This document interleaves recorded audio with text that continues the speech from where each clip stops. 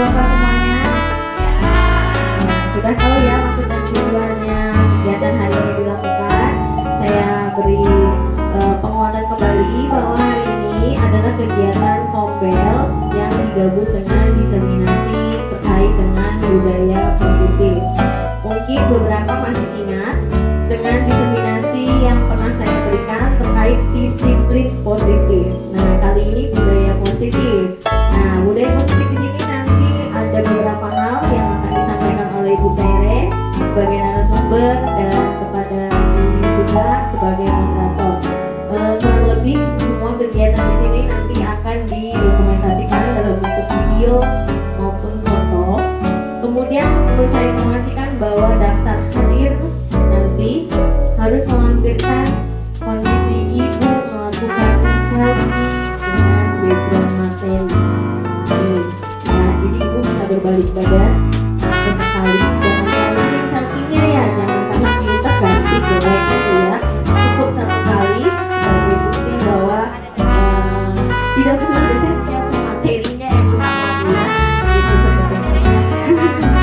Nanti ya bu ya. Nah, seperti itu. Baik, akan segera dimulai. Saya ucapkan selamat datang Ibu Tere dan Bu Wiwi, silakan. Terima kasih.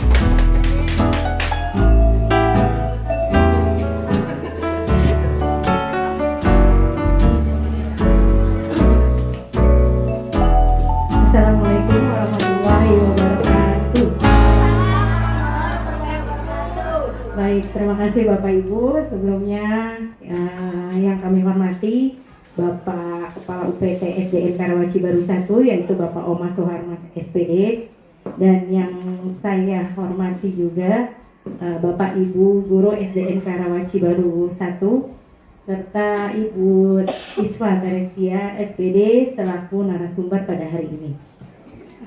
Pertama-tama marilah kita panjatkan puji dan syukur kita kehadirat Allah Subhanahu wa taala, karena atas rahmat dan karunia-Nya kita dapat berkumpul kembali di acara seminarnya Ibu Iswa Teresia dalam keadaan sehat walafiat.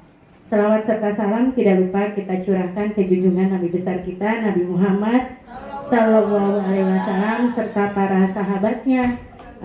Kita sebagai umatnya semoga mendapatkan manfaatnya hingga syafaatnya hingga yaumil akhir nanti. Amin. Baik, untuk acara selanjutnya, agar acara ini berjalan dengan lancar, marilah kita sama-sama membacakan basmalah bersama-sama. Bismillahirrahmanirrahim.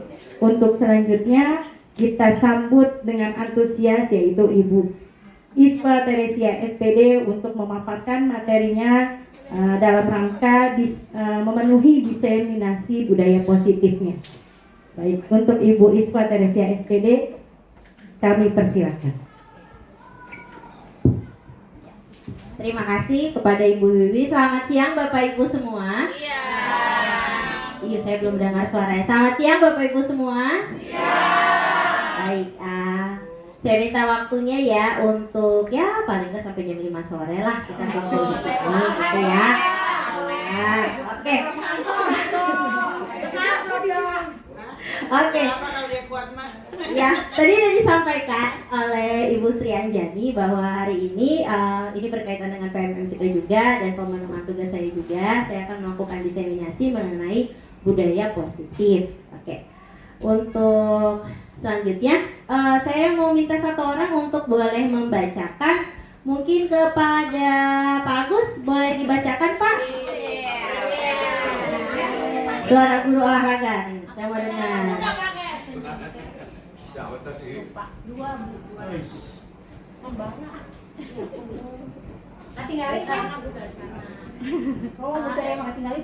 Bismillahirrahmanirrahim.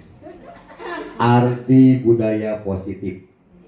Budaya positif adalah sebuah konsep yang mengacu pada pola-pola perilaku, nilai-nilai, norma-norma, dan sikap-sikap yang mendukung pertumbuhan, perkembangan, dan kesejahteraan individu atau kelompok. Ya, terima kasih Pak Agus. Jadi di sini budaya positif itu seperti yang tadi disampaikan oleh Pak Agus itu mengacu pada pola-pola perilaku, nilai-nilai, norma dan sikap-sikap yang mendukung pertumbuhan, perkembangan dan kesejahteraan individu dan kelompok. Nah, menurut saya nih, berarti sebelum lebih lanjut kita mengenai seminar ini, ada baiknya bagaimana kita membentuk dulu kesepakatan untuk mengacu pada pola-pola perilaku yang kita mau harapkan ada di ruangan ini ketika kegiatan ini berlangsung. Ada yang mau kasih pendapat nih, kira-kira kesepakatan apa sih yang mau kita lakukan selama mengikuti kegiatan ini? Nah, kalau di kelas kan kita kakak-kakak ada yang mau gitu ya, kan sedih ya kalau ditanya nggak ada yang mau jawab ya. Ayo kakak-kakaknya apa nih selama mengikuti kegiatan gini, kita mau membentuk dulu nih budaya positif dengan berusaha. Oke, mengikuti sampai akhir. Oke, terima kasih, satu tepukan untuk Bu Desi.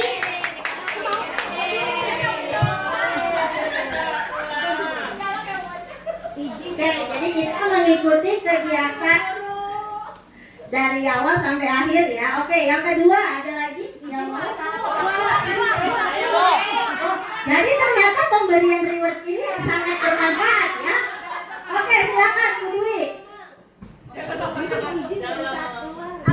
Mengikuti kegiatan ini dengan baik dan lancar supaya menambah ilmu. Amin. Aku kan untuk Bu Dwi. Oke, Bu Erna. Berharap kegiatan ini singkat, padat, jelas, jadi nggak usah lama-lama.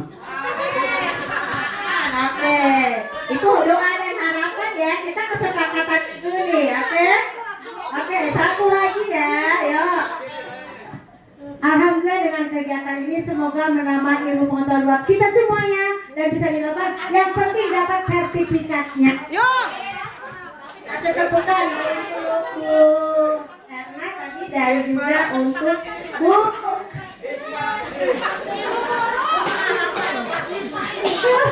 Oke, yang Bapak Guru. Dengan kegiatan ini saya sangat senang karena ada penambahan ilmu, terutama buat pribadi saya, mungkin buat teman-teman semuanya. Dan cara penyajian alhamdulillah ini agak ceria nih cara penyajiannya. Itulah yang diharapkan sama kami supaya apa? Supaya tidak terlalu tegang semuanya.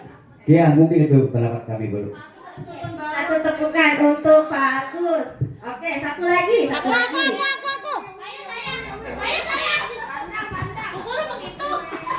Tahapan selanjutnya yaitu kalau lagi dijelaskan yang ngobrol suruh nyanyi. Ya, setuju ya?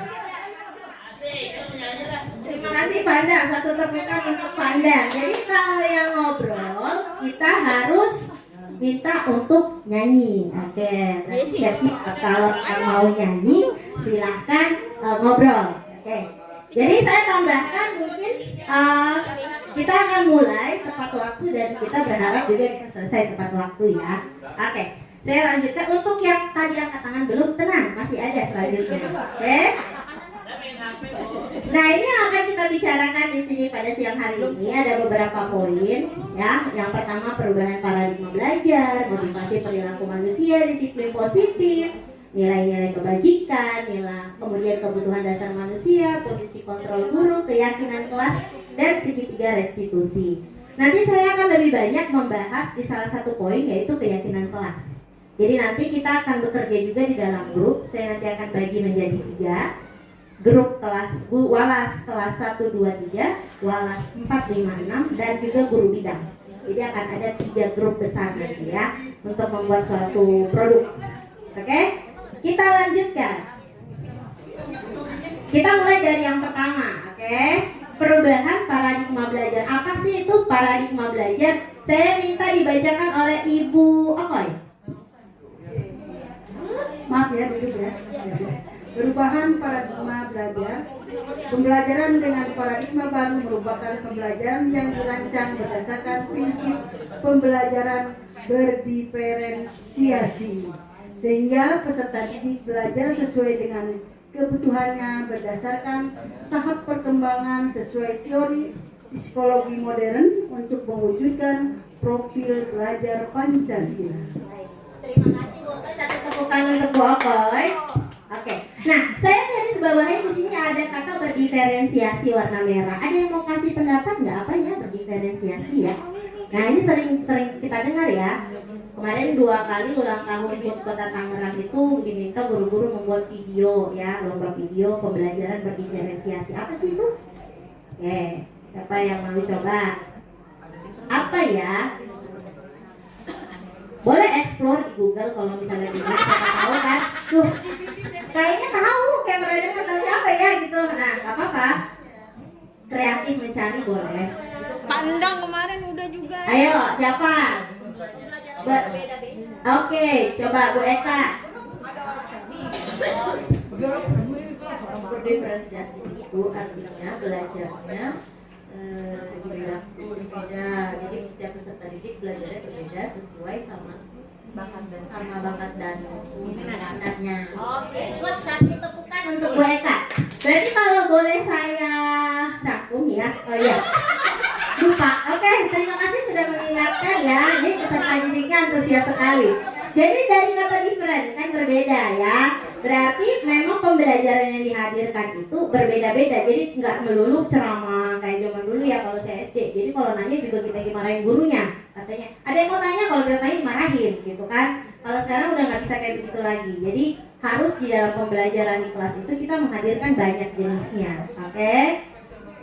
Nah, ternyata ketika kita menghadirkan pembelajaran yang berbeda-beda itu seringkali terjadi miskonsepsi kontrol. Karena kan kita nih membawa paradigma lama kita hadir di dalam kelas. Dulu pengalaman saya seperti ini. Kemudian ketika kita mengajar, kita wujud nyatakan sehingga terjadi miskonsepsi. Yang pertama itu yang sering terjadi yaitu yang pertama ilusi guru mengontrol murid. Ya, dia merasa dia berhak atas murid ini karena tujuannya, maksudnya sih baik gitu. Dan anak itu pun memang jadinya terpola bahwa saya bersedia untuk dikontrol tanpa disadari. Kemudian yang kedua, ilusi bahwa semua penguatan positif, efektif dan bermanfaat. Seperti yang tadi saya berikan. Nah, ini kan salah satu bentuk penguatan. Jadi saya merasa bahwa ini sangat efektif. Nah, itu dia. Kemudian yang ketiga, ilusi bahwa kritik membuat orang merasa bersalah dapat menguatkan karakter. Sering nggak sih di kelas kalau kita misalnya anak itu melulu yang dipanggil dan jadi kita bicara gini, ya ampun Pak, nggak kasihan apa ngeliat ibu udah capek, kamu lagi, gitu ya. Sering gitu ya. Jadi kita membuat rasa bersalah kepada anak itu supaya dia merasa bersalah. Kita berharap, oh ini kita mengontrolnya dengan cara itu. Akhirnya dia nurut dengan memunculkan rasa bersalah pada dirinya. Dan yang terakhir itu ilusi bahwa orang dewasa itu memiliki hak untuk memaksa. Ya, ketika anak itu mungkin memang sulit sekali untuk diarahkan, jadi kita merasa bahwa oh nggak bisa, saya yang pegang kontrol, kamu nurut sama saya. Jadi kita merasa sebagai orang dewasa saya yang berhak mengatur kondisi kelas ini seperti itu. Oke? Ya. Nah, kemudian dari ilusi kontrol tadi sebenarnya itu mengacu kepada ada motivasi, ya, ada motivasi yang ingin dicapai. Jadi di sini saya catat ada 3, ya, menurut seorang ahli ada 3 motivasi perilaku kita itu. Kenapa sih? Yang pertama itu untuk menghindari ketidaknyamanan atau hukuman, termasuk anak. Kenapa dia misalnya mau mengikuti? Karena yang pertama mungkin daripada aku dihukum, gitu ya, iya bu, tapi ntar 5 menit lagi ulang lagi gitu. Yang kedua, untuk mendapatkan imbalan atau penghargaan dari orang lain. Nah, mungkin dijanjiin. Nanti kalau misalnya, kalau saya dulu gitu, buat saya makan KFC itu sangat-sangat berharga waktu saya kecil. Jadi dulu kalau nilai matematika bisa 8 itu boleh jajan KFC. Nah, jadi motivasi saya itu untuk makan KFC doang gitu. Karena orang tua saya tahu saya mendapatkan nilai 8 itu mati-matian banget waktu saya dulu kecil. Nilai 6 itu udah luar biasa, alhamdulillah waktu dulu saya untuk matematika gitu. Jadi diiming-imingi, ya. Jadi motivasinya jadi salah, bukan mau mengerti pelajarannya, tapi mau mendapatkan penghargaan, mau dapetin imbalan. Kenapa Pak? Ya, nah nanti kita belajar lebih jauh Pak. Terima kasih Pak untuk responnya yang sangat positif. Nah, kemudian motivasi yang ketiga. Yaitu untuk menjadi orang yang mereka inginkan dan menghargai diri sendiri dengan nilai-nilai yang mereka percaya. Berarti motivasi ini akan membuat orang mempunyai disiplin positif karena motivasinya bersifat internal. Nah, ini yang poin penting yang mau kita capai itu sebenarnya yang ini. Karena tadi yang pertama dan kedua kan sifatnya hasil sementara ya. Dia hanya takut dihukum. Kemudian yang kedua hanya menginginkan penghargaan saja atau imbalan. Sementara yang ketiga itu dia melakukan kedisiplinan itu karena memang dari dirinya sendiri memang saya maunya seperti ini, saya mau jadi orang yang seperti ini, ya. Oke, ini dia. Dari tadi saya bicara disiplin itu apa ya? Kita melihat nih, disiplin positif itu apa? Saya mau minta kepada Ibu Us untuk dibaca.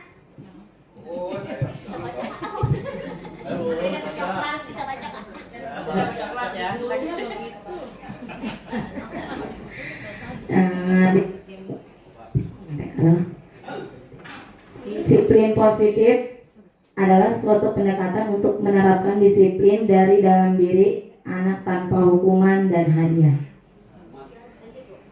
Disiplin positif perlu diterapkan baik dalam lingkungan keluarga maupun lingkungan sekolah. Dengan menerapkan disiplin positif, diharapkan tindak kekerasan dapat dihindari. Terima kasih Bu. Satu tepukan untuk Bu. Oke. Jadi disiplin positif ini ya satu aja. Jadi disiplin positif ini ternyata itu sangat baik untuk menghindari kekerasan. Nah, ini dia. Kata disiplin itu kan sering kita bayangkan berarti kalau pendisiplinan artinya ada penghukuman gitu ya, ada kekerasan di situ. Tapi di sini disiplin positif yang dimaksud di sini itu diharapkan untuk menghindari justru kekerasan. Nah, ini suatu pendekatan untuk menerapkan disiplin dalam diri anak tanpa hukuman dan hadiah. Gimana ya itu caranya ya? Kok bisa kita mengharapkan anak itu disiplin? Padahal kayak saya ya anak sendiri aja ya, kayak Audrey itu. Susahnya minta ampun kalau disuruh duduk diam misalnya ada tamu, nggak bisa, dia malah makin eksis gitu kan. Anak sendiri, susah banget saya menerapkan disiplin positif pada diri anak saya. Kalau nggak kita melotot, nah dia tuh nggak bisa diam gitu kan. Nah itu, yang seperti apa gitu kan. Coba kita lihat ini. Bapak Ki Hajar Dewantara menyatakan bahwa untuk menciptakan murid yang merdeka, maka syarat utamanya harus mempunyai disiplin yang kuat. Itu disiplin diri yang berasal dari motivasi internal dari dirinya sendiri. Jika tidak mempunyai motivasi internal, maka diperlukan motivasi eksternal orang lain untuk mendisiplinkan dirinya. Jadi saya kalau bisa simpulkannya seperti ini. Tadi waktu saya bertanya, itu kan tidak muncul dari dalam diri. Tapi ketika saya memberikan penghargaan, nah ini dari luar kan, saya memaksa secara tidak langsung Bapak itu untuk aktif. Akhirnya termotivasi. Tapi itu jangka panjang atau jangka pendek? Pendek. Nah kemudian ketika mungkin terus-terusan seperti ini, pada akhirnya nanti akan membentuk perilaku baru dalam diri Bapak Ibu bahwa ketika ada pertanyaan, ketika ada kegiatan seperti tadi, aktif menjawab tanpa harus adanya penghargaan. Gitu. Saya lanjutkan ya. Oke, nah disiplin positif ini itu mengarah pada nilai-nilai kebajikan. Ada nilai-nilai kebaikan yang mau diambil. Saya minta kepada Bu Desi untuk boleh baca.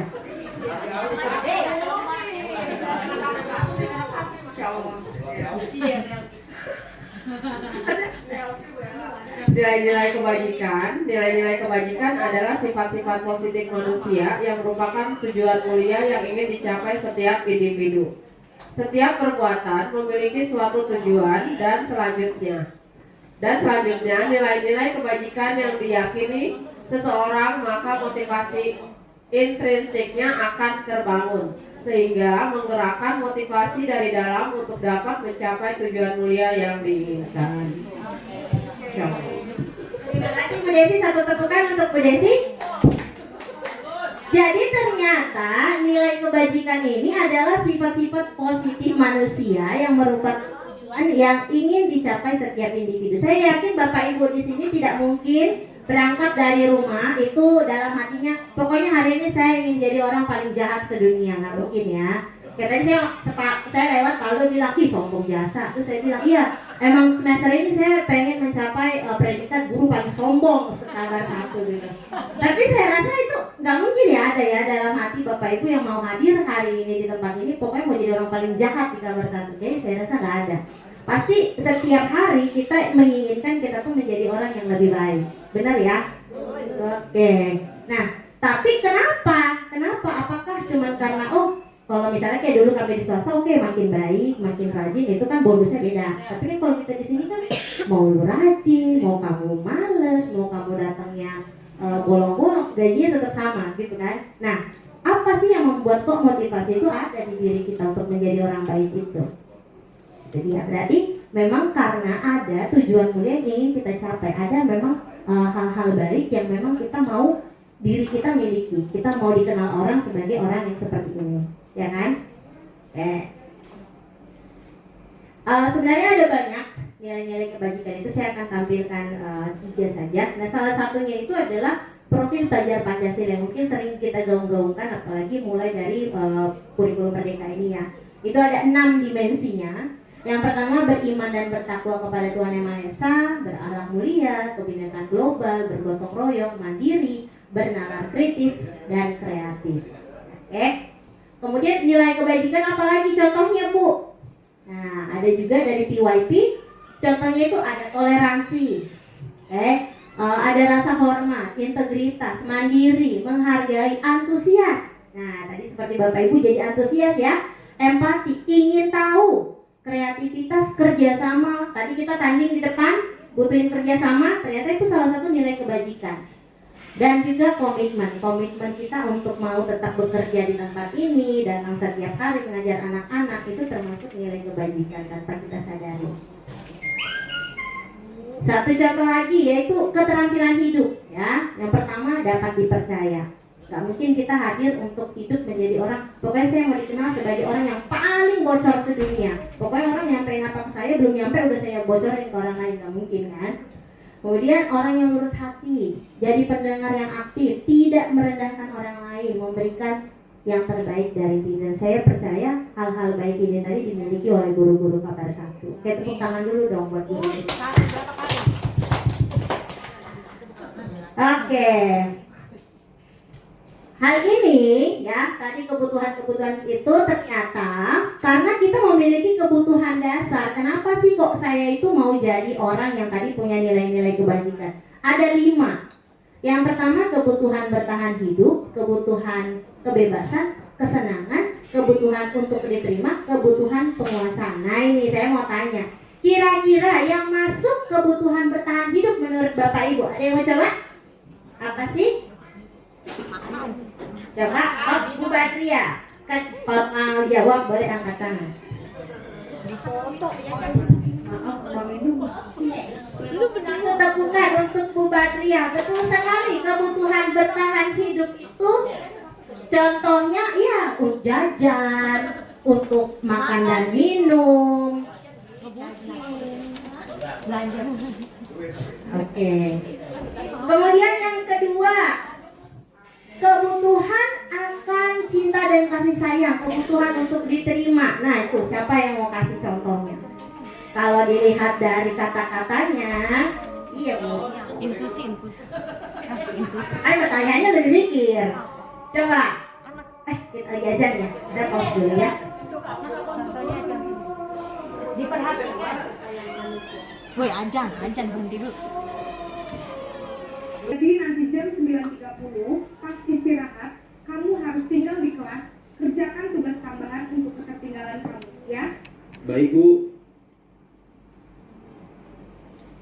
Posisi pemantau mengandalkan penghitungan atau data untuk mengontrol murid. Guru mengarahkan murid berdasarkan peraturan dan konsekuensi. Seorang pemantau menunjukkan bahasa tubuh dan ekspresi wajah yang datar dan cenderung formal.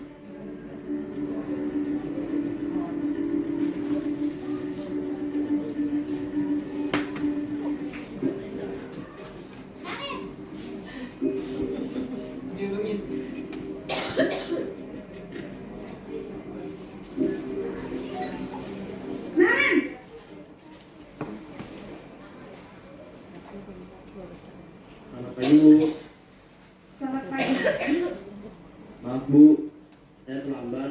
Iya, sekolah masuknya jam 7, sekarang sudah jam 7.20.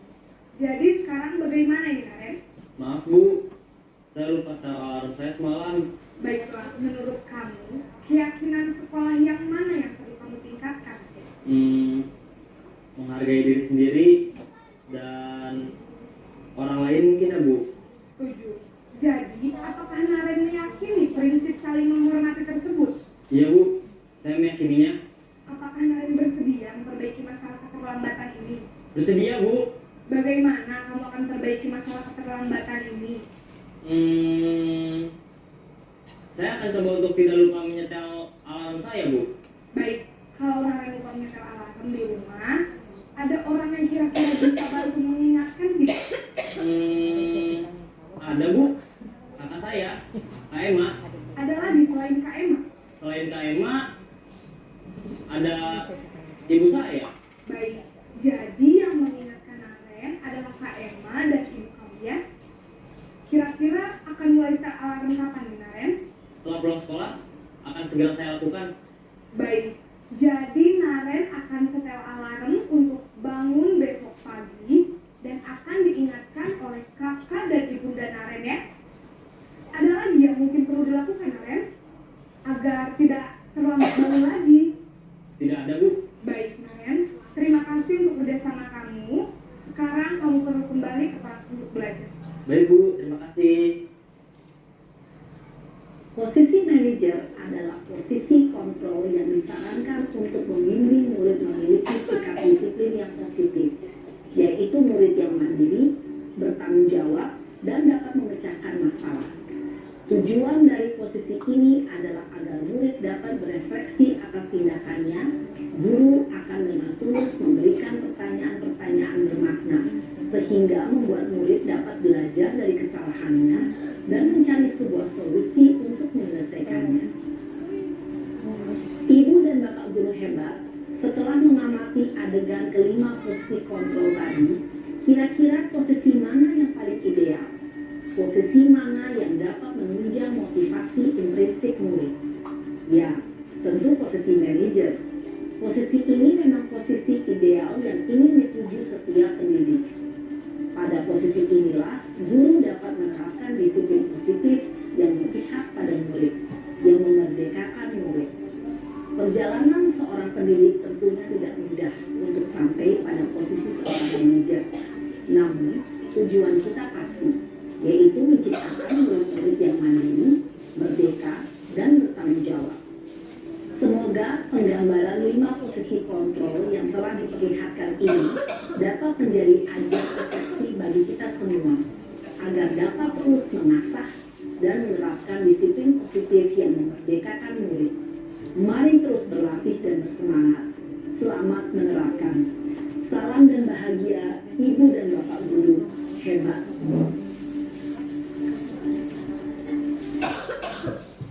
Oke, baik. Jadi tadi dari video ini kita melihat bahwa si Naren ya tadi ya, bahwa si Naren ternyata diperagakan oleh seorang anak yang terlambat 20 menit ke sekolah. Jadi di situ tadi Bapak Ibu bisa melihat ada 5 posisi kontrol, dan saya pribadi masih sering melakukan sebagai penghukum, mengambil peran penghukum, pokoknya 1 sampai 4. Dan saya coba terapkan yang kelima, memang sulit sekali. Untuk anak-anak yang memang mungkin buat kita enak diajak diskusi, it's okay ya. Tapi ada anak-anak yang memang mungkin diajak ngobrol itu sulit.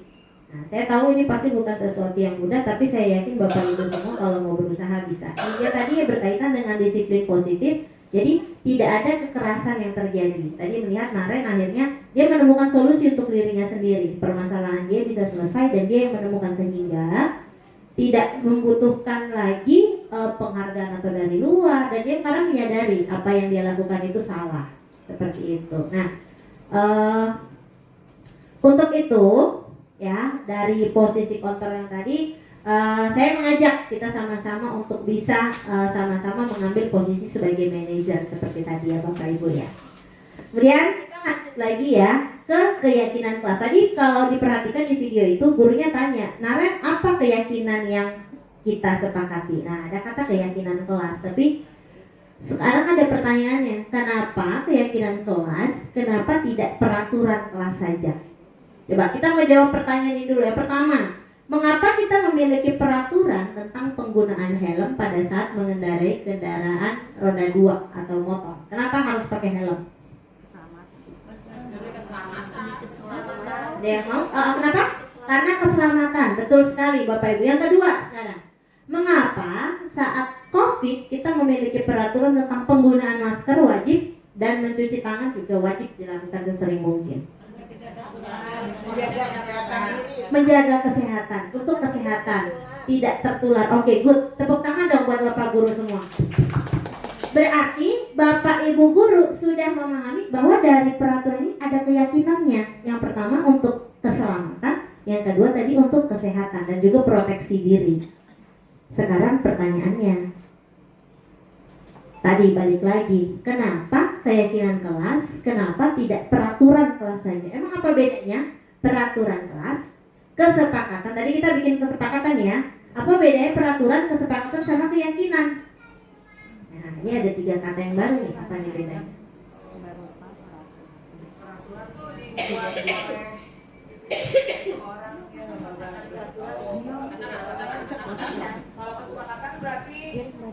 Angkat tangan atuh. Gimana? Ya. Senang, muridnya antusias. Ibu gurunya antusias banget. Terima kasih Bu Tere. Kalau peraturan itu berarti lebih cenderung gurunya yang memberi aturan. Kemudian kalau kesepakatan, terjalin komunikasi antara guru dengan murid. Jadi nanti ada kata sepakat. Kalau keyakinan berarti meyakini bahwa kesepakatan itu harus dilaksanakan dengan baik. Demikian. Terima kasih tepuk tangan yang wih. Benar ya. Jadi saya nggak usah jelasin jauh-jauh, udah praktek nih kita bentar lagi. Benar sekali, kalau peraturan itu searah, satu pihak. Kayak sekolah, nggak pernah kan kita tanya orang tua, papa mama gimana sepakatnya kita mau pakai baju apa nih untuk seragam? Enggak ya. Jadi diputuskan secara sepihak, itu adalah peraturan untuk diikuti. Kemudian yang kedua, ada namanya kesepakatan seperti yang tadi kita lakukan. Saya tanya, kita maunya gimana nih? Apa yang kita cita-citakan untuk selama kita mengikuti kegiatan ini yang terjadi di sini? Kemudian keyakinan tadi, nah dari kesepakatan itu nilainya apa nih? Berkaitan dengan nilai kebajikan yang tadi kita pelajari di slide sebelumnya. Nah ada nilai apa nih yang kita yakini sehingga kita menjalankan itu dari diri sendiri karena kita sadar ada nilai berarti dari kesepakatan tersebut. Ini tadi ya, oke, saya lewatkan saja. Nah sekarang ada tahapannya ternyata untuk membuat keyakinan kelas. Yang pertama itu tentu saja kita membuat peraturan dulu. Kita tanya dulu ke anak murid kita, apa sih peraturan-peraturan yang disepakati di sekolah kita. Kemudian kita catat semua masukan-masukan dari mereka. Lalu yang ketiga, nah kita mulai mengganti kalimat-kalimat yang positif. Yang negatif tadi menjadi kalimat positif. Contoh, dilarang terlambat ke sekolah, dilarang membuang sampah. Nah ternyata kata dilarang, kata jangan itu merupakan kalimat yang negatif. Ya setelah tadi kita catat peraturan-peraturan apa, kemudian kita mengganti kalimatnya itu menjadi yang positif. Berjalan dengan tertib, datang ke sekolah tepat waktu, membuang sampah pada tempatnya. Kemudian setelah kita mengubah, kemudian kita mengajak untuk menemukan nilai kebaikan apa yang terdapat di dalam kesepakatan ataupun aturan-aturan tersebut. Nah, sebaiknya kalau misalnya Bapak Ibu nanti menerapkan di kelas, jangan lebih dari 3 ataupun 7, 3 sampai 7 lah kisarannya ya, tidak lebih, supaya anak-anak ingat dan mudah untuk dijalankan. Kemudian nanti tetap melakukan peninjauan ulang apakah ada masalah atau mungkin tidak berjalan dengan baik. Kemudian ketika sudah berjalan, kita juga tetap harus menandatangani, merupakan kesepakatan antara guru dengan murid. Nah, sebaiknya ditempelkan nanti di kelas. Nah, ini yang penting waktu saya kuliah itu saya diajarin dosen saya. Jadi ketika membuat sesuatu di kelas, itu sebaiknya siswa dari sudut manapun duduk, dia bisa membaca tulisan tersebut gitu. supaya menjadi pengingat. Jadi kalau kita bikin tulisannya cuma sebesar kertas A4, pasti dia membutuhkan waktu untuk datang, udah pasti nggak dilihat gitu. Jadi kalau membuat di kelas, saya kan melihat tuh kelas-kelasnya pada keren-keren banget. Buatlah sebesar-besar mungkin supaya anak dari sudut paling belakang pun dia bisa lihat. Kalau dulu saya diajarinnya gitu. Jadi supaya keyakinan kita itu, anak-anak itu dari manapun dia duduk dia bisa baca dan dia bisa ingat terus dan bisa dilaksanakan. Tetap setelah itu kita mendiskusikan konsekuensi apa yang mungkin ketika mereka tidak menjalankannya, apa konsekuensinya bersama. Nah, kalau tadi kan contohnya si Naren itu karena personal saja. Nah, kalau ini dengan teman-teman sekelas, kita diskusikan dengan anak-anak ketika kalau tidak menjalankan konsekuensinya apa. Ini contohnya supaya lebih jelas nih. Keyakinan sekolahnya itu disiplin. Contoh kesepakatannya atau aturannya apa? Datang tepat waktu ke sekolah, mengerjakan tugas tepat waktu, ikutin kegiatan upacara, pakai seragam sesuai jadwal, menggunakan kata-kata baik yang dan sopan. Nah, ada keyakinan yang kedua, peduli lingkungan. Nah, ini contohnya melakukan piket sesuai jadwal. Ini kan merupakan kesepakatan kelas ya, mengikuti kegiatan merawat lingkungan, membuang sampah pada tempatnya, dan menjaga kelas tetap bersih dan nyaman. Nah, oke. Nah, ini dia yang ditunggu-tunggu. Sekarang kita mau praktek. Jadi tadi saya bilang dibagi nanti berarti jadi kelompoknya besar, kelas 1 sampai 3, kelas 4 sampai 6, kemudian guru bidang. Yang dilakukan yang pertama itu menuliskan 10 peraturan. Nanti saya kasih karton dan 1 set spidol. Ya, menuliskan 10 peraturan yang beda-beda, tapi menggunakan kata negatif. Misalnya, dilarang terlambat, dilarang membuang sampah sembarangan, ya, dilarang berlari, dilarang jajan es, gitu. Nah, menuliskan itu. Kemudian nanti setelah itu dibagi lagi di sebelahnya, ubah kalimat tersebut menjadi kalimat yang positif. Lalu kesepakatannya atau nilai yang tadi sudah dibuat itu Bapak Ibu menemukan kembali nilai-nilai apa yang bisa diambil dari poin-poin yang 10 tadi. Kalau memang ada poin yang bisa satu saja nilai kebaikannya dari 3 poin kesepakatan nggak apa-apa, karena tadi kan kita sepakat tidak melebihi dari 7 ya. Lalu nanti boleh dibacakan di depan. Jadi dari timnya dipilih siapa yang akan membacakan ke depan ya. Nanti saya kasih waktu pengerjaannya boleh 15 menit ya. 15 menit nanti boleh dibacakan ke depan. Saya bagikan dulu kartonnya. Ada yang mau tanya dulu nggak? Nggak ya. Nanti saya tampilkan yang ini. Oke.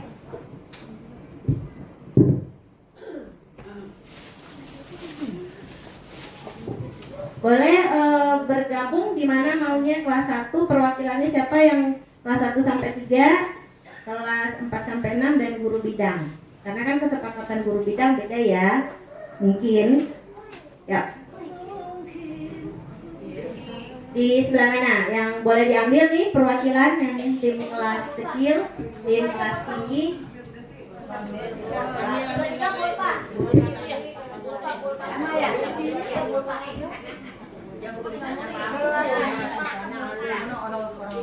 Dilarang mengembalikan uang.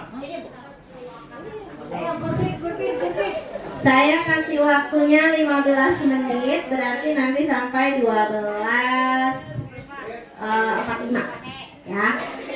Lalu nanti 15 menit untuk mempresentasikan di depan. Kelas boleh, kelas Bu. Ya. Jadi ini kita untuk kelas ya.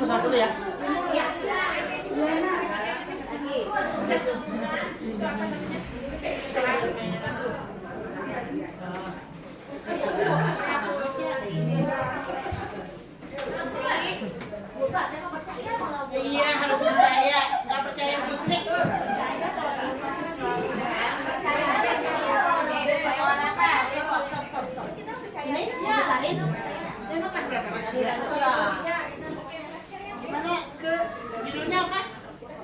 Banyak negatif. Ya, temukan dulu 10 yang pikiran yang kata negatif. Lalu nanti yang di sebelahnya ubah jadi kalimat positif.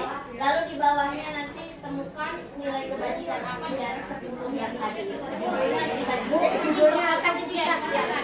Oke, gimana? Keyakinan. Kebanyakan di bawah kan? Iya. Dibagi dari.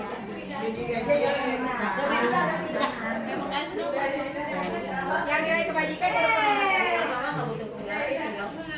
jadi pisan dia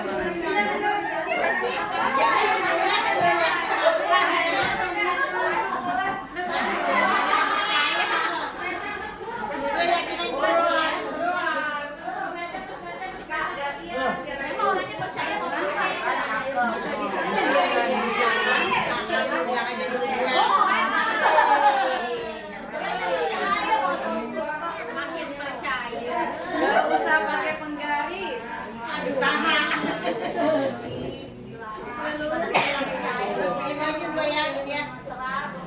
Semua percaya, Bu.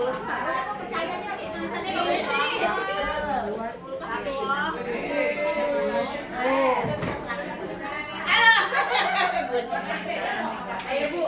Satu. Ini kalimat negatif ya.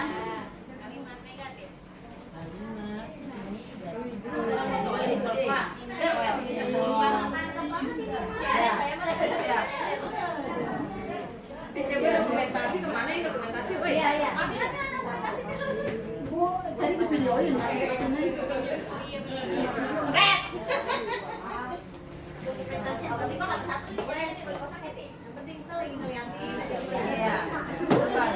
Aku cuma menulis ya kata-katanya.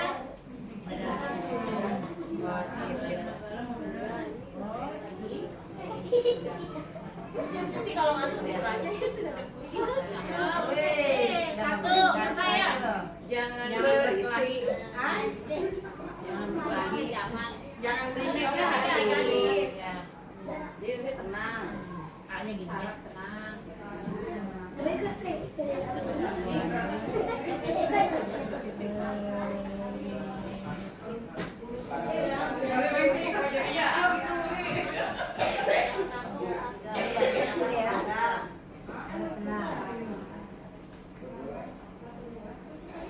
Ada yang kena ujian.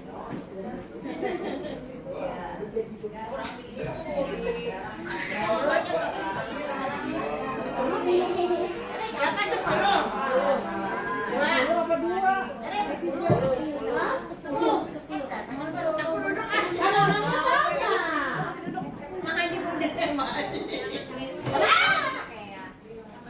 Jangan datang terlambat. Jangan terlambat.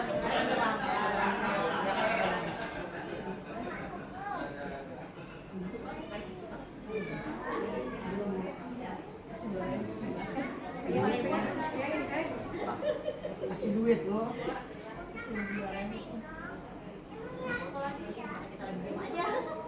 Nanti kan di bawah ada yang presentasi. Jangan nggak licik saya.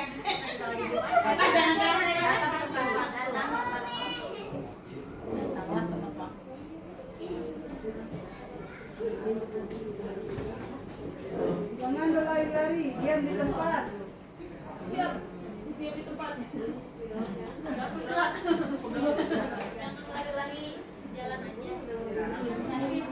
Jalanin aja. Aduh. Sayang kawan. Jangan berantem.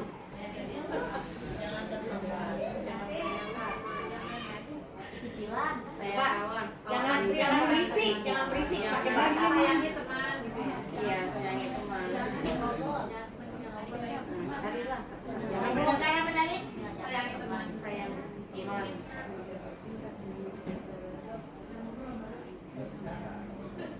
Jangan bohong.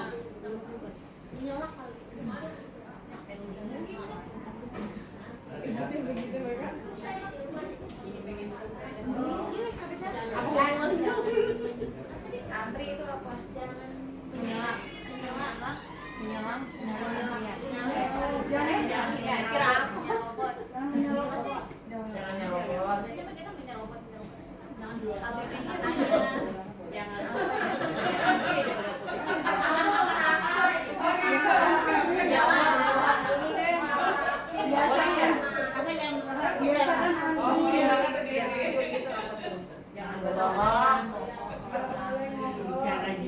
Bicara yang jujur gitu. Jangan nerobos nih ada. Makan kelas. Bicaralah yang dilarang. Jangan malas. Jangan jujur. Jangan saya sesaat jangan bernafas tadi.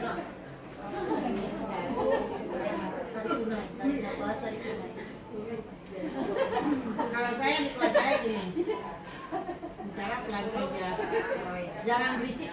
Kan ada beda dong. Jangan berlari dalam kelas. Jangan berlari dalam kelas.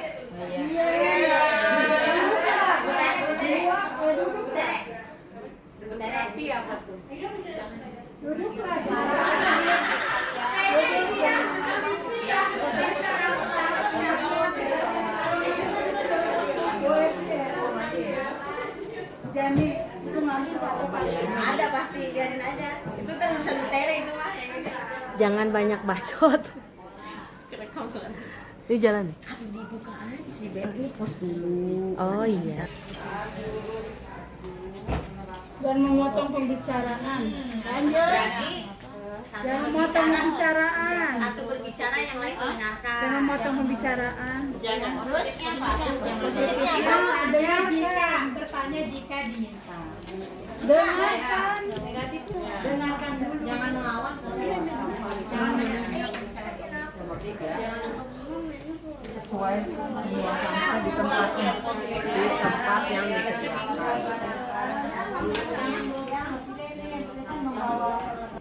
Tidak boleh meminjam barang orang.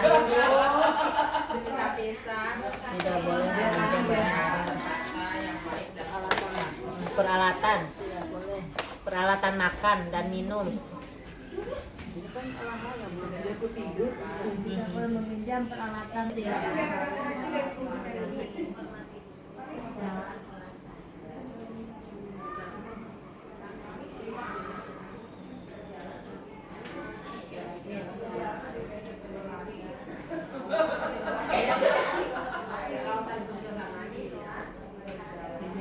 Kerjakan tugasnya.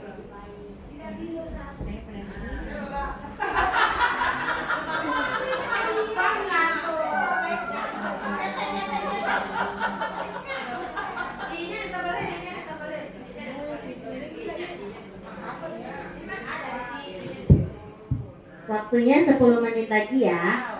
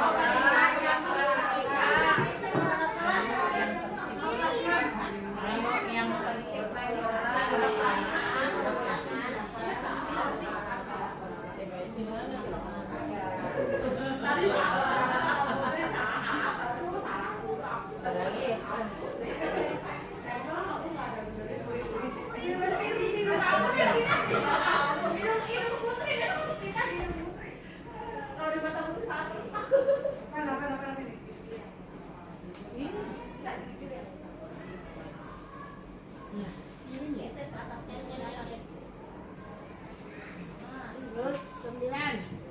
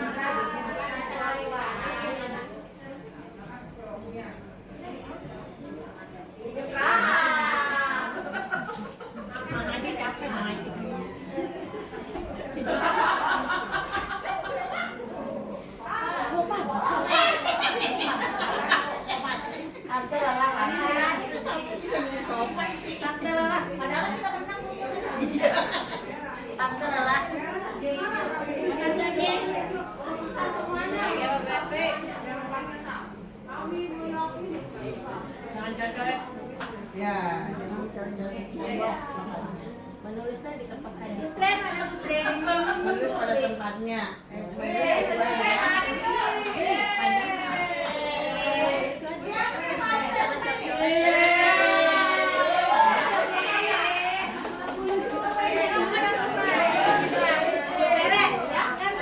Positif. Terus apa? Nilai keyakinannya. Nilai keyakinan ada itu, ada yang ada di situ.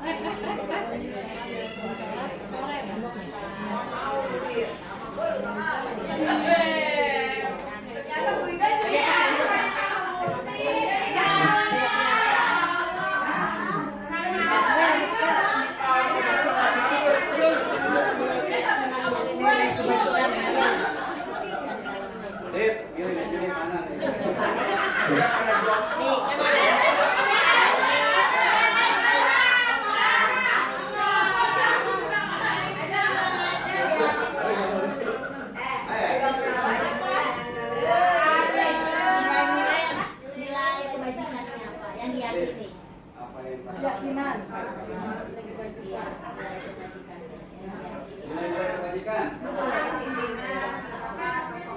Apa nilai kebajikannya? Dari yang 1 sampai 10 itu ada apa aja? Enggak. Kalau memang poin di sana poin 1 sama poin 3 semuanya aja. Semuanya. Satu poin aja. Dan yang di situ ada apa aja?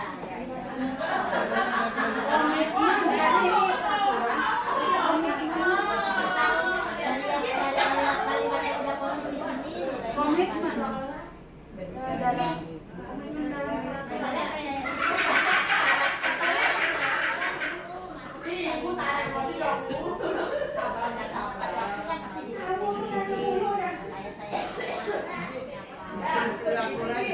kalimat yang udah positif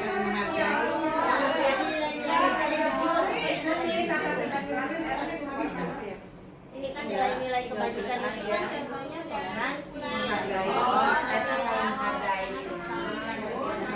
Iya, dari satu pakai nomor nggak? Saling menghargai.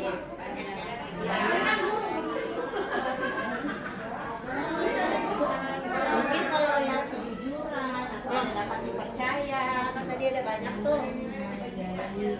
Nih, atau ada gotong royong, saling menghormati. Bisa dijasa siswa. Disiplin, lalu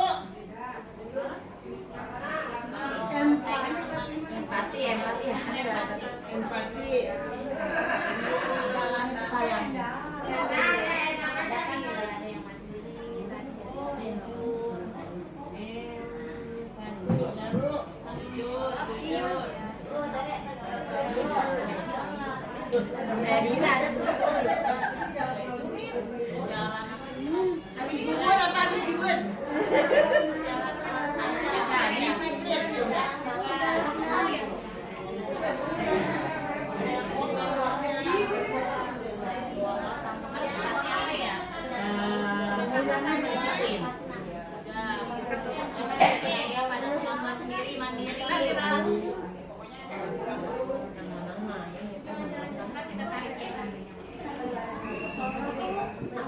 Oke, 2 menit lagi ya. Jangan lupa ditandatangani kesepakatannya. Keyakinan yang sudah dibuat ditandatangani sebagai bukti sah bahwa memang semua sepakat.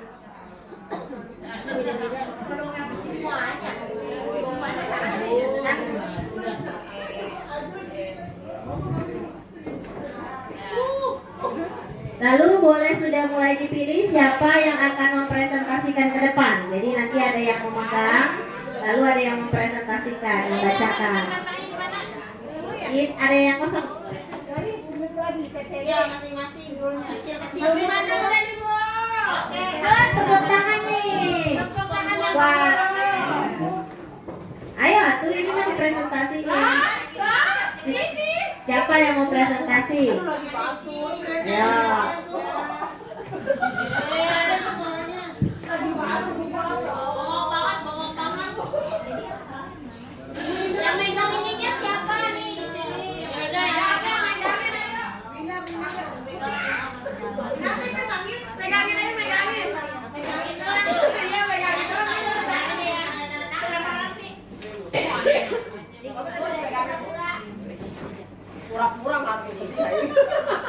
Yakin ya, tandain, Pak. Tandain ya. Dia nggak bisa megang sendiri. 15, 12. Betul banget, Pak. Cuca. Tadi cincin jasa. Gimana nih? Gini. Yang ngejelasin di depan. Kibar bendera ya. Wow, rapi banget. Masya Allah. Ini banget ya, kasih lagi. Mana urusan saya? Ya ini. Assalamualaikum warahmatullahi wabarakatuh. Ya, saya akan membacakan hasil diskusi kami dari guru kelas 4, 5, dan 6.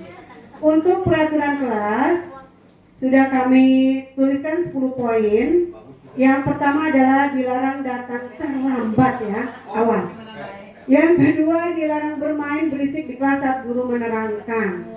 Ini kan katanya kita annoying banget ya kalau lagi menerangkan anak-anak berisik. Yang ketiga, dilarang membuang sampah di dalam kelas.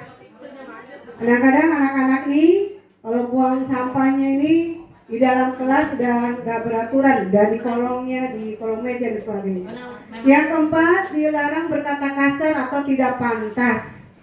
Ya.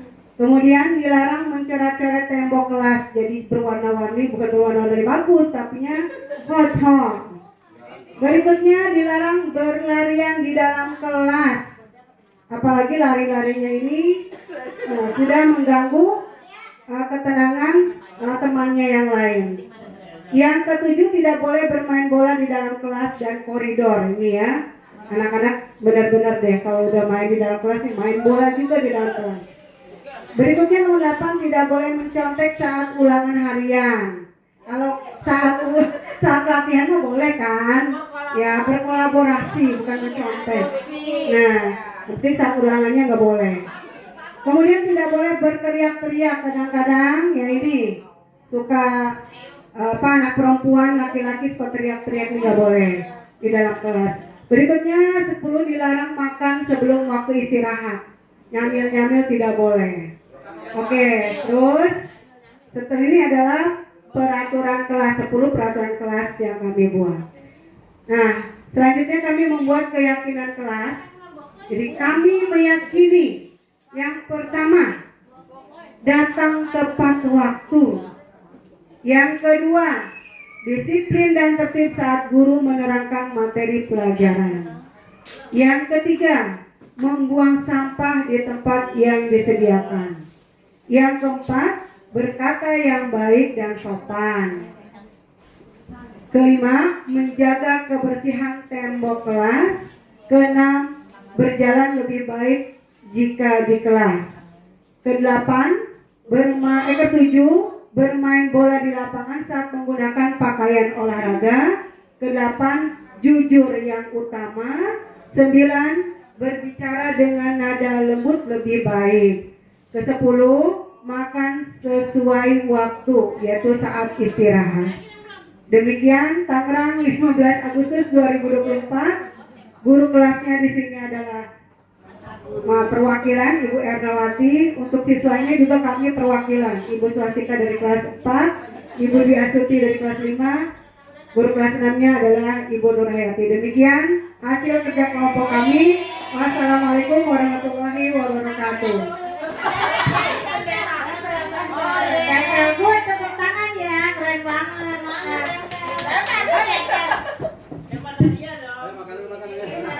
Makan dulu. Pengen banget ini kelihatan orang.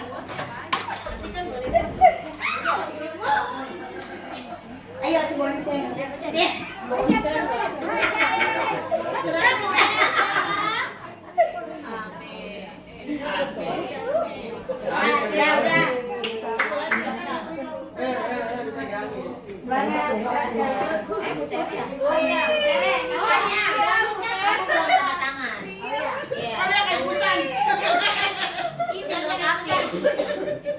Yuk, boleh maju selanjutnya.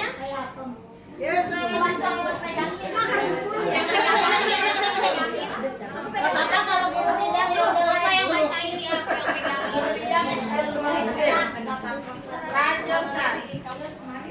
Nah, yuk Bapak yang bacain. Pakai bogonon enggak? Bogonon apa? Ya, assalamualaikum warahmatullahi wabarakatuh.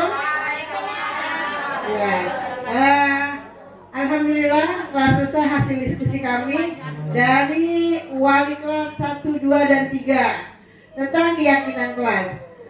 Dari hasil diskusi kami dapat disimpulkan kalimat negatif tentang keyakinan kelas di kelas kami adalah yang pertama, jangan berisik.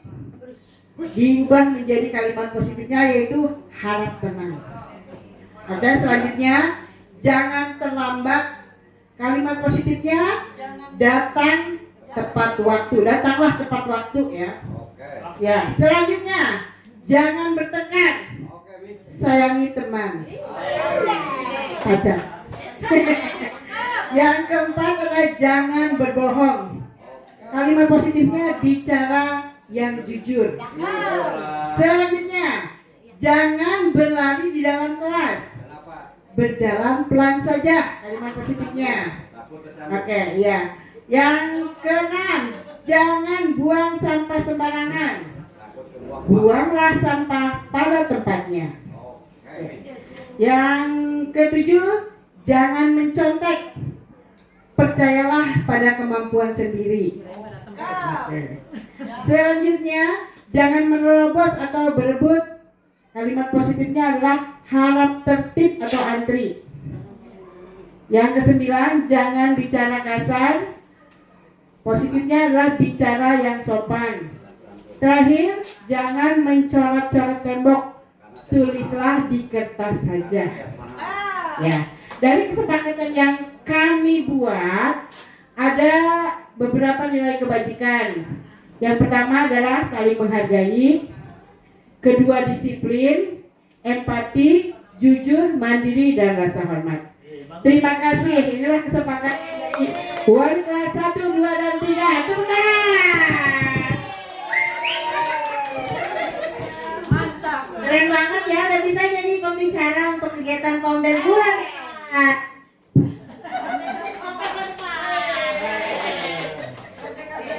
Ayo Mi, seperti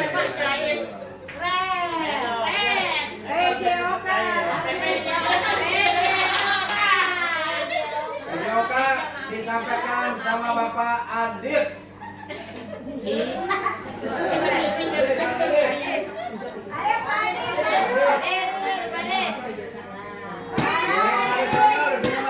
Yang seniornya terlambat. Oke, grup berikutnya, grup dari kelompok guru bidang, silakan. Pak Adit, maju atuh. Bagus. Pak Adit, silakan.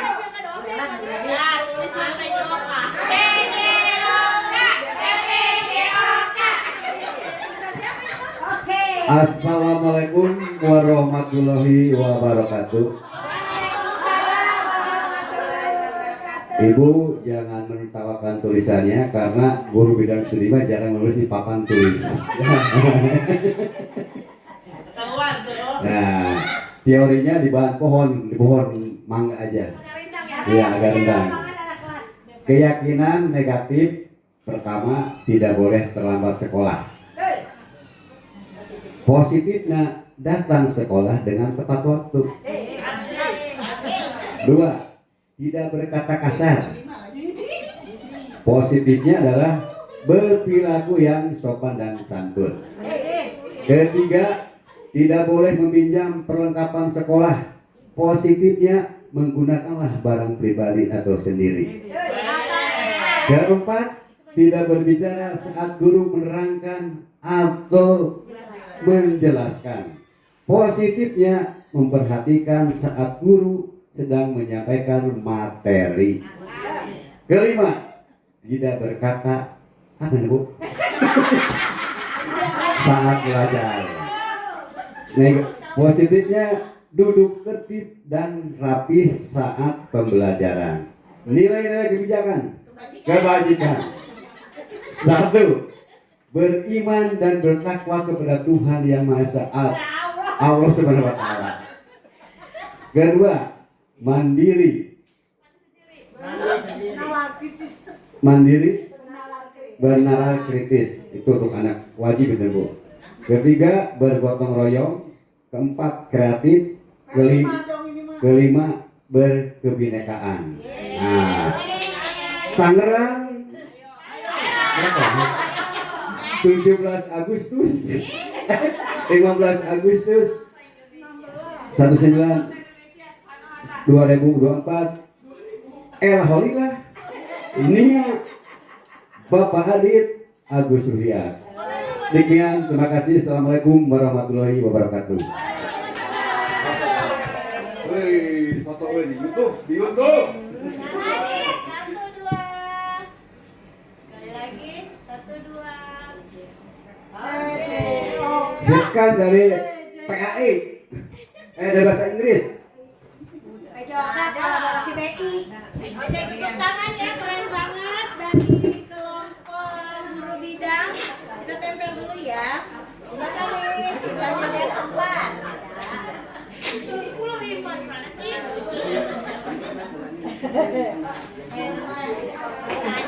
Lima berbilang 5.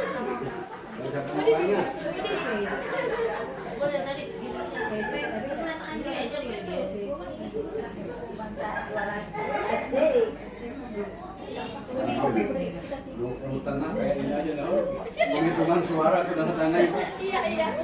Ya, penghitungan suara itu yang tengah tanda tangan. Rame ya.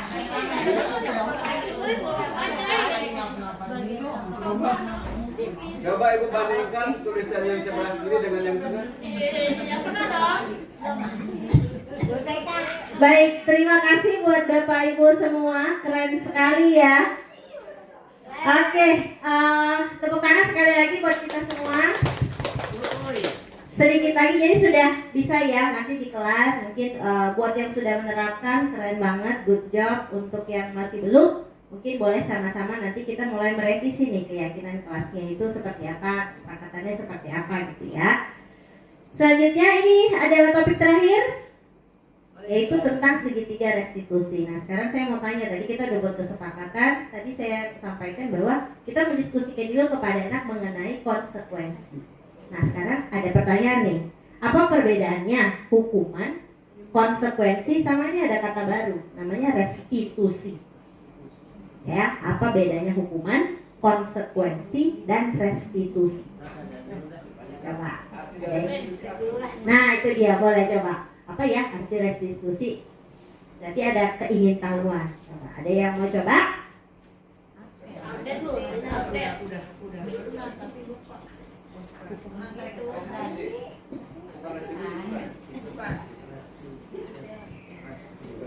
Apa bedanya hukuman, konsekuensi, restitusi? Menurut Bapak Ibu, dari hukuman dulu deh. Hukuman itu apa sih?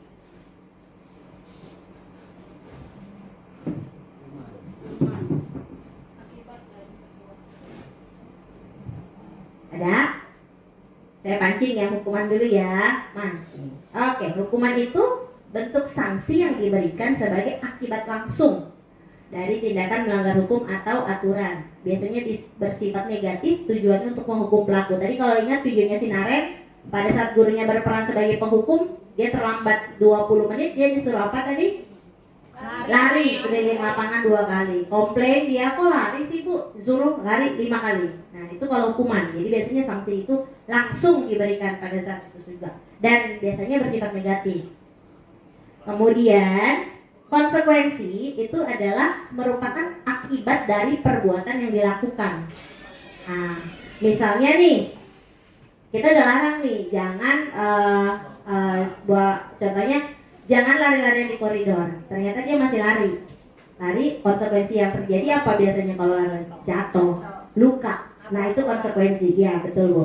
Jadi konsekuensi itu fokus pada bentuk pembelajaran daripada sebuah hukuman. Tujuannya membantu murid memahami dampak dari tindakannya sehingga dia bisa membuat pilihan yang lebih baik di masa depan. Itu tadi kenapa pada saat kita menyusun keyakinan dan kesepakatan kita berdiskusi. Kira-kira konsekuensinya apa?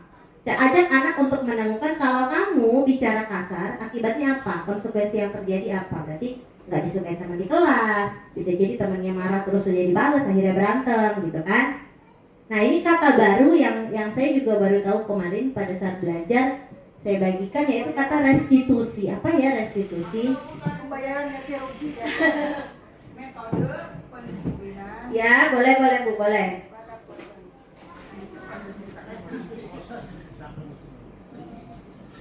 Restitusi adalah metode pendisiplinan yang baik diterapkan ke anak. Metode pendisiplinan yang baik diterapkan kepada anak. Boleh. Terima kasih.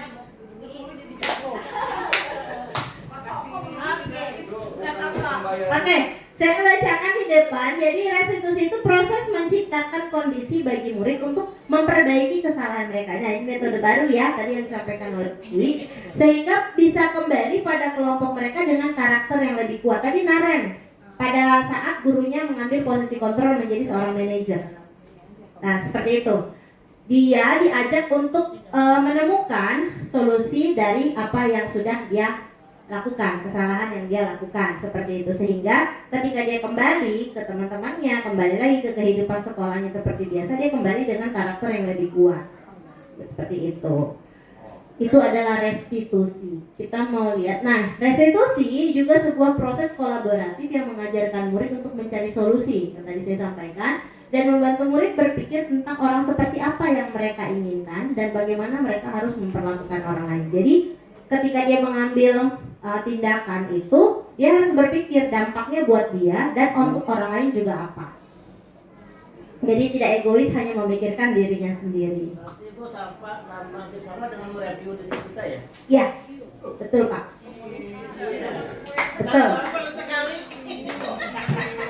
Saya ada beberapa contohnya, ya. Ini dia. Hukuman itu sesuatu yang menyakitkan. Nah, konsekuensi itu memang sesuatu yang pasti akan terjadi akibat dari apa yang dia lakukan. Nah, kemudian restitusi itu merupakan pilihan. Dia bisa memilih mau melakukan A sebagai solusi atau melakukan B. Nah, ini ada beberapa hal. Nanti PPT-nya kalau Bapak Ibu mau bisa saya bagikan untuk bisa dilihat, oke? Di sini saya ada videonya bagaimana cara menerapkan segitiga restitusi. Jadi restitusinya itu seperti apa ya? Kita mau lihat sama-sama. Salam dan bahagia Ibu dan Bapak. Pada video kali ini kita akan membahas tentang salah satu program disiplin positif yang diterapkan di lingkungan sekolah yang dikenal dengan nama restitusi.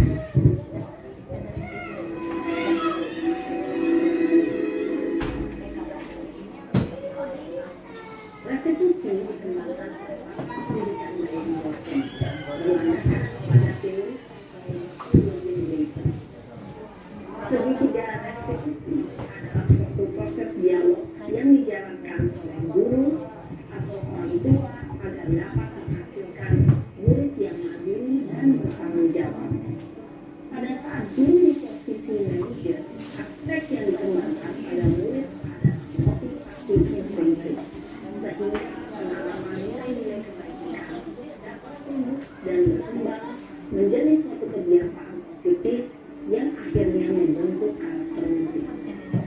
Proses dialog ini terdiri dari 3 langkah yang digambarkan pada ketiga sisi pada segitiga restitusi. Sisi pertama adalah menstabilkan identitas. Sisi yang kedua adalah validasi tindakan yang salah. Dan sisi yang ketiga adalah menanyakan keyakinan. Ibu dan Bapak guru, berikut ini akan ditunjukkan bagaimana seorang guru berada dalam posisi manajer menggunakan penerapan segitiga restitusi.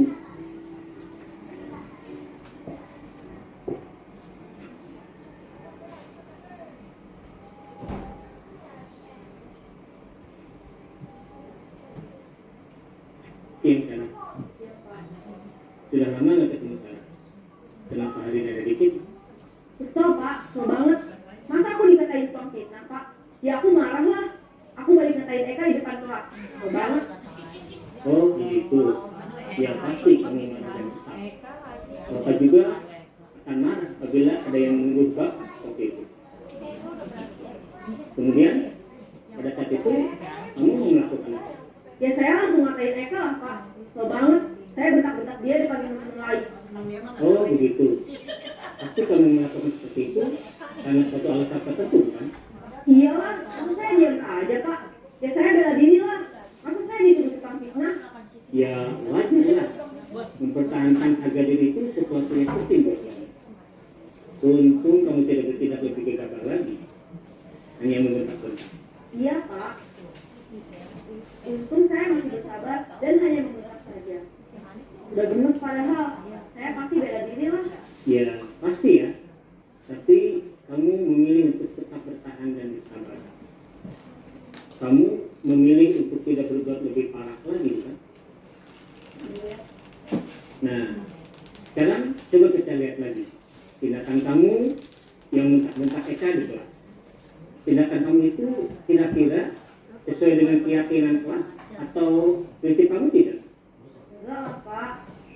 Capek Pak jadi semarah.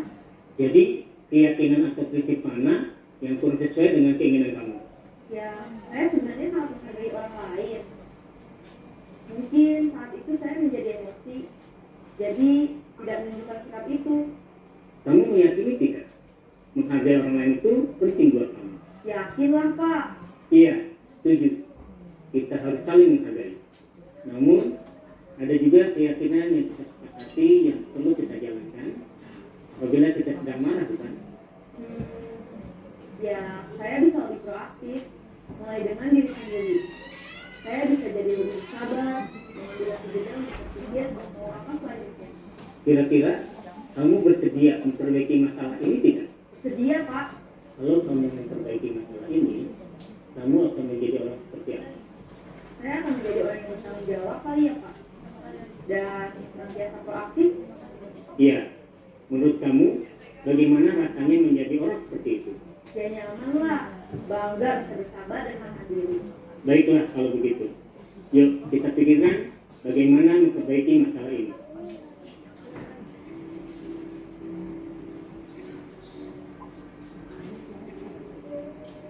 Ibu dan Bapak guru hebat.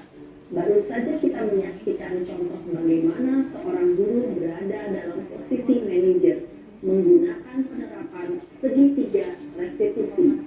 Mari kita bahas satu persatu. Pada sisi pertama, menstabilkan identitas berdasarkan pada prinsip bahwa membuat kesalahan adalah bagian dari proses pembelajaran. Sisi pertama dari segitiga ini berperan menggeser identitas murid dari identitas gagal ke identitas sukses. Murid yang sedang bertingkah laku yang tidak pantas atau menarik diri saat itu sedang mengalami identitas gagal. Bila kita mengkritiknya, maka posisinya tidak akan berubah. Kita bisa mengajukan pernyataan-pernyataan ini. 1. Membuat kesalahan sesuatu yang wajar. 2. Manusia tidak ada yang sempurna. 3. Kita bisa memperbaiki masalah ini. 4. Saya tidak menanyakan kesalahannya. Saya lebih fokus bagaimana memperbaiki masalah ini. 5. Apakah saat ini kamu telah menjadi orang yang baik untuk dirimu sendiri? Pada sisi kedua, validasi tindakan yang salah berlandaskan pada prinsip bahwa setiap perilaku berupaya memenuhi suatu kebutuhan tertentu. Guru yang telah memahami teori kontrol akan bergeser dari pemikiran stimulus respon menjadi proaktif dan mencoba untuk mengenali tujuan dari perilaku murid, mengenali dan mengakui kebutuhan murid ini dapat memperbaiki hubungan dengan murid tersebut.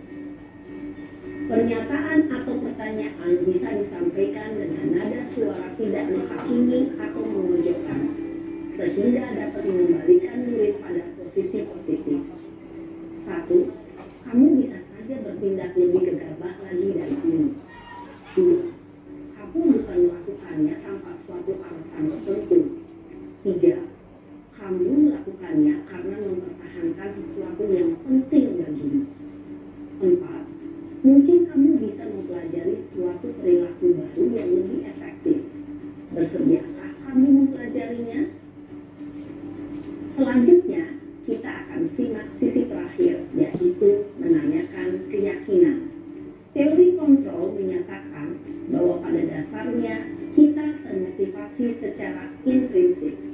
Pada saat perilaku yang salah telah divalidasi dan identitas sukses telah stabil, maka murid telah siap mengaitkan keyakinan-keyakinannya dengan tindakannya yang salah, dan pemikirannya telah bergeser ingin menjadi orang yang dituju.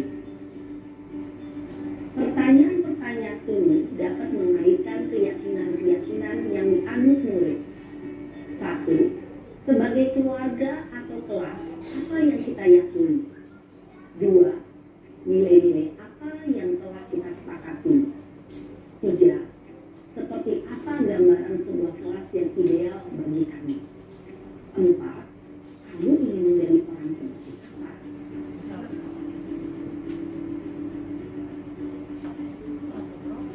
Dalam menerapkan segitiga restitusi, perlu diperhatikan beberapa hal, yaitu 1. Perilaku yang salah perlu dikaitkan dengan nilai-nilai atau keyakinan-keyakinan yang telah disepakati atau dituju. 2. Kesediaan orang yang melakukan kesalahan untuk memperbaiki masalah. 3. Pemecahan masalah sebisa mungkin relevan atau memiliki hubungan dengan masalah yang ada. 4. Usaha. Perlu adanya suatu usaha perbaikan dari pihak yang berbuat kesalahan. 5. Waktu. Perlu didedikasikan waktu dari pihak yang berbuat kesalahan. Tanyakan kapan akan mulai diberlakukan usaha untuk memperbaiki masalah. Dengan memahami struktur penerapan segitiga restitusi, diharapkan guru dapat menerapkan posisinya sebagai manajer dengan mengajukan pertanyaan-pertanyaan bermakna yang dapat membuat murid menjadi lebih percaya diri, bertanggung jawab, dan mandiri. Nah, Ibu Bapak Guru perlu tidaknya mengikuti ketiga tahapan dalam segitiga restitusi bergantung pada ringan beratnya suatu permasalahan.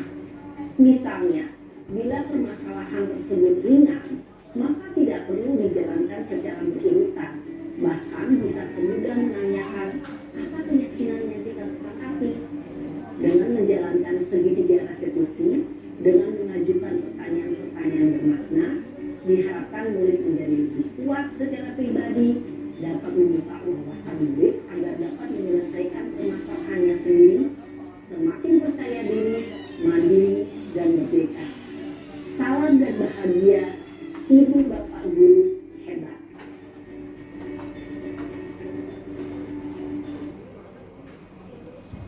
Baik, sekian pertemuan kita hari ini.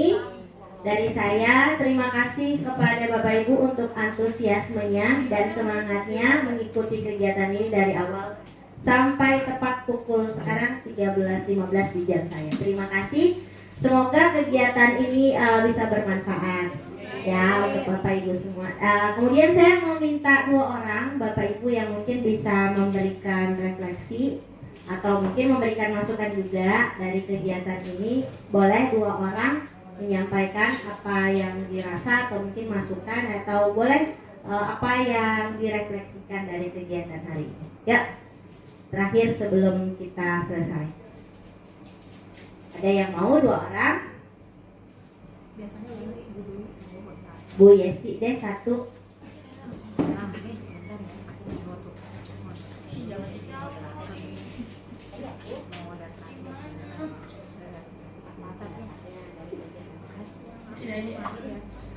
Ya, Assalamualaikum warahmatullahi wabarakatuh.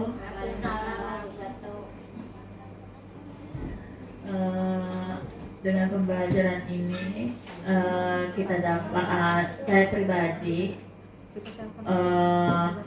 sedikit banyak paham bagaimana cara kita ke murid untuk memberi pelajaran atau memberi teguran, bagaimana teguran yang baik itu seperti apa. Nah, jadi kedepannya insya Allah akan ada perubahan-perubahan apa yang harus kita lakukan kepada murid. Adapun murid yang bersalah, jadi tidak harus dengan kekerasan. Mungkin itu aja dari saya. Assalamualaikum. Terima kasih Bu Yesi, satu tepukan. Terakhir perwakilan Bapak Guru ya. Tadi kan udah perwakilan Ibu Guru, perwakilan. Oh ya, Bu Indah mau ternyata. Boleh Bu.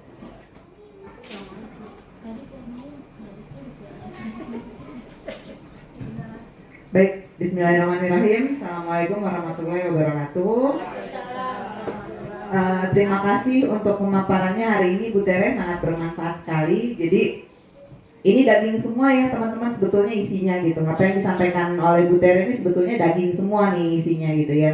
Nah, betul sekali tadi pemaparan Bu Tere bahwa kita tuh harus mengganti sebetulnya peraturan kelas dengan kesepakatan kelas. Karena apabila ada tulisan dilarang, makin dilarang tuh anak malah makin ingin coba gitu ya. Dilarang berisik malah makin gitu, jadi berisik gitu ya. Jadi dari kata-kata yang negatif itu saya sangat setuju sekali apabila memang diganti dengan kata-kata yang positif, dan itu pun kembali untuk membangun anak. Terima kasih Bu Tere. Assalamualaikum warahmatullahi wabarakatuh. Bu Indah, satu tepukan untuk Bu Indah. Baik, saya akhiri ya. Saya serahkan kepada moderator dulu untuk menutup kegiatan kita pada siang hari ini. Baik, terima kasih Bu Tere sebagai narasumber hari ini. Semoga apa yang sudah dipaparkan, materinya sangat luar biasa ya Bapak Ibu ya. Mudah-mudahan apa yang sudah dipaparkan dan materinya dapat kita terapkan juga di kelas kita masing-masing ya. Amin ya rabbal alamin. Baik, untuk tidak ada sesi dan jawab ya. Baik, untuk itu mungkin acara webinar hari ini sudah cukup sudah selesai. Untuk selanjutnya Bapak Ibu bisa tidak pulang, absen ya kata Bapak ya. Kata Bapak jangan pulang dulu. Baik, itu saja, sama-sama kita bacakan alhamdulillah atas acara hari ini. Apa yang kita sudah laksanakan mudah-mudahan menjadi amal bagi kita semua. Amin ya rabbal alamin. Wassalamualaikum warahmatullahi wabarakatuh.